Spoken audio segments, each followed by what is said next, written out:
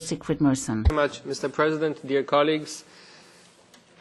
Good to see some of you after only 3 days after we have said goodbye to each other on Saturday morning, 4 o'clock, when we approved and agreed in the conciliation the budget for next year.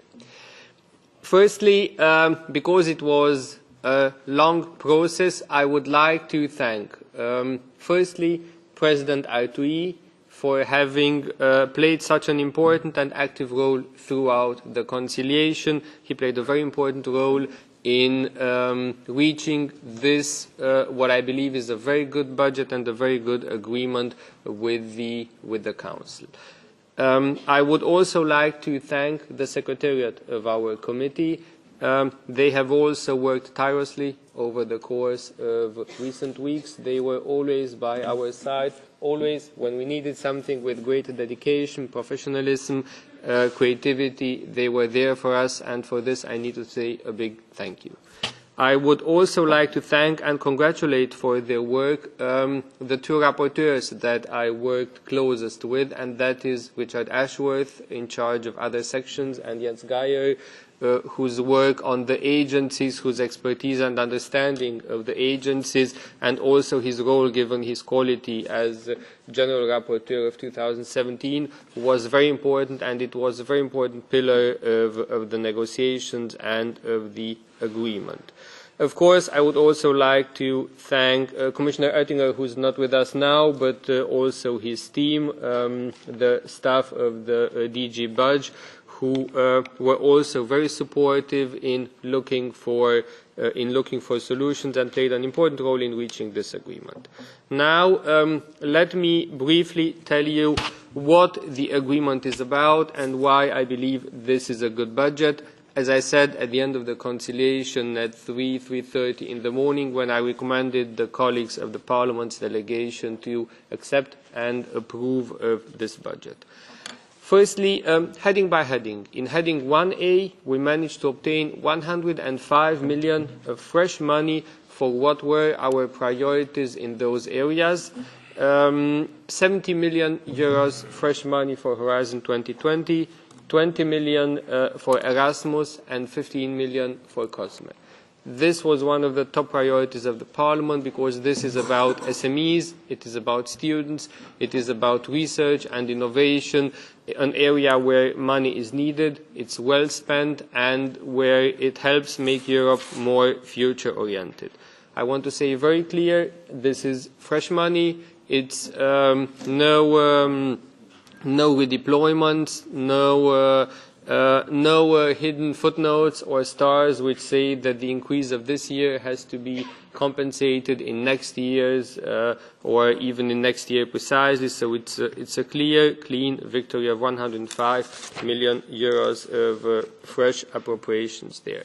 Secondly, in heading 1B, youth unemployment. That was an important political priority of a majority of the members of this House, of many political groups.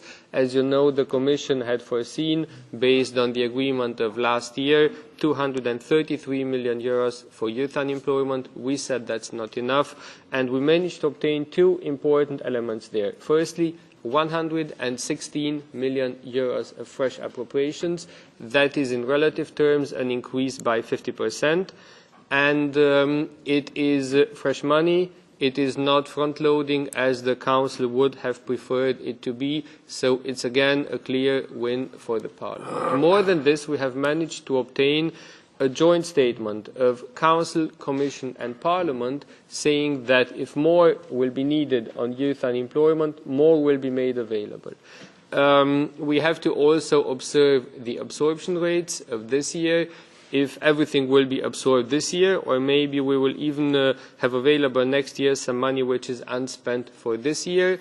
I understood in the negotiations that the commitment of the Commissioner is very clear in keeping this House informed with regard to the needs next year on the ground, also on a periodical basis next year, so that Next year, we can evaluate if more is needed. There is readiness to do more there, but for the time being, 116 million, no front-loading, no stars, no footnotes, fresh money. Secondly, on heading 2, we have obtained and managed to secure 34 million euros for young farmers.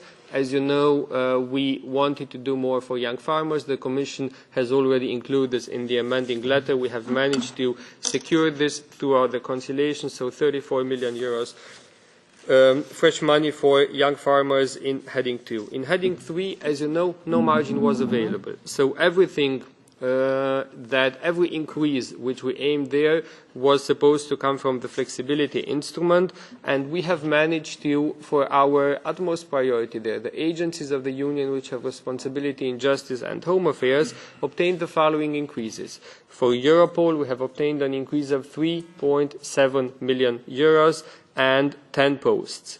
And for EASO, 5 million euros and 1.8 million euros and 5 additional posts for Eurojust. This, I believe, is a good balance. It reflects also the political priorities of the groups, of different groups in Parliament. In heading 4, we have managed to obtain increases of 85 million euros in those lines which we believed have to be enforced, and this is firstly, ENI South, because that is what we have together said it should be the top priority. 34 million for ENI South, 10 million for ENI East, 10 million for the Balkans, 20 million for the development cooperation instrument, and 3 million for strategic communication to tackle fake news, disinformation, primarily coming from the Russian Federation. The 2 million for the Turkish Cypriot community, and 6 million for UNRWA, so for Palestinian refugees. This is a balanced approach, so it is about the same ratio as what we demanded in the amendments of the Parliament. We have decided to cut in an ambitious manner the pre-accession funds to Turkey. As you know, our position was cut the 50 million and an additional 30 million in reserve. This philosophy was being kept, so we have a cut and we have a reserve, but we have, together with the Council, decided to be more ambitious because we are all seeing the developments in Turkey. Turkey is moving away from European standards in terms of democracy, rule of law, NGOs, freedom of speech, freedom of expression. We cannot let that unobserved. So the cut that we have jointly decided with the Council is 105 million euros, and the reserve is 70 million euros. What is good is that we also have, besides the cut, a reserve, which was the philosophy of the Parliament, because like this we keep leverage towards the government in Ankara. If developments improve, we will make the money available. If not, we will not make the money available. On pilot projects and preparatory actions, of course, this was not discussed in the conciliation because the package of the Parliament was approved as also in last year's without any discussion. But of course, the difference this year compared to last year's is that we made full use of the appropriations made available under the financial regulation. For this, of course, the preparatory action on defence was coming from Council and Commission, was not a priority of the Parliament, and a significant amount of the preparatory actions is going to that one. But as I said, still it's the first time that we are making full use of those appropriations. All in all, I want to say the following. As you know, last year when the budget was agreed, and also in the framework of the midterm revision, we have obtained cuts in heading 1, and the understanding of the Council was that those cuts had to be compensated this year. It was those increases from last year had to be compensated by reductions this year of 200 million euros. So the position that I started with in the negotiations with the Council was their understanding was that they really need to obtain some cuts, and some Member States and even the Presidency repeated to us that 200 million has to be cut in heading 1A. We managed to to resist those cuts, and on the contrary, we managed in the end to obtain 105 million euros of fresh increases. So we managed to resist all cuts.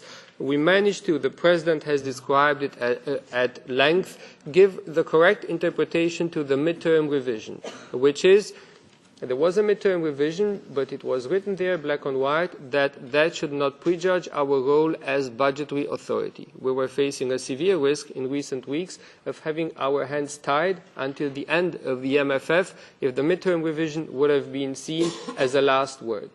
Obtaining the increases in heading 1A, heading 1B, in such a clear manner as fresh money clearly shows that our role as budgetary authority is not limited, it's not over until the end of this MFF. This was, of course, good news for me for this year, but it's particularly good news for the rapporteurs of the next 2 years. Just to conclude, I believe that we have a good budget which reflects our priorities, and I believe that we have a clean budget without any hidden bombs for next year's, for the remaining 2 years of the MFF. No footnotes, no brackets, no stars which would preempt the budget of next year, limit our position. This is why I'm looking forward to the discussion this morning, and particularly I'm asking colleagues, representatives of all political groups, to vote in favor of this budget, of these conclusions that we have agreed in the conciliation, to vote in favor next week in the plenary when the vote is on our agenda. Thank you very much.